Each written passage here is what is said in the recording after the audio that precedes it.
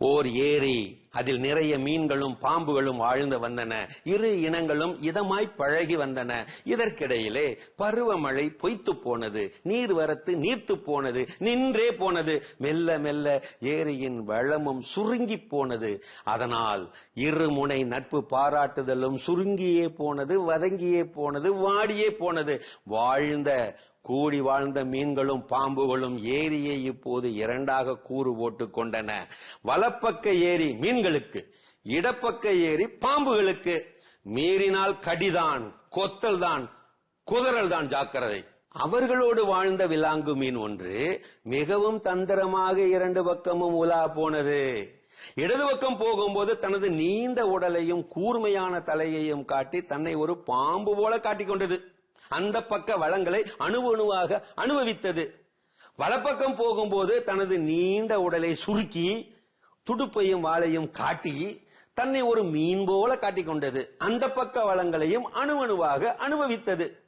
வெயில் காலம் வந்து வெப்பநிலை ஏற ஏற ஏரி தண்ணீர் சுருங்க சுருங்க மீன் பாம்பு வாழ் இடங்களும் நறுங்கி நறுங்கி சுருங்கி சுருங்கி மீன் கூட்டமும் பாம்பு கூட்டமும் அருகே நெருங்கி வர வர கண் பார்வையிலேயே இரண்டும் புழங்கிக் கொள்ள ஆரம்பிக்க அந்தோ பரிதாபம், விலாங்கு மீனின் வேஷம் வெளிப்பட்டு போனது.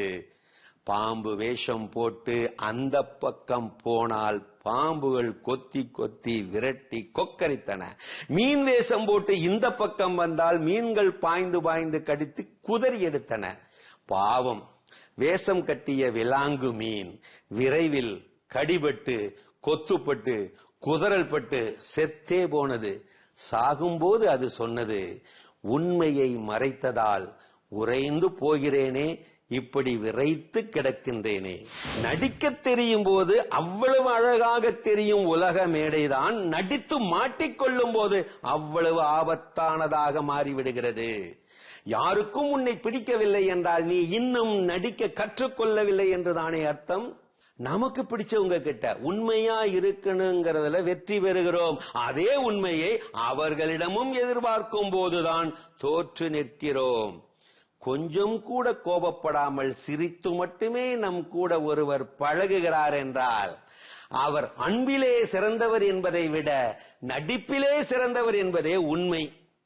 பொய்யாக நடிக்க தெரியாதவர் தான் கண்ணீரையும் கோபத்தையும் முதலில் வெளிப்படுத்துவார், புரிந்து கொள்ளுங்கள்.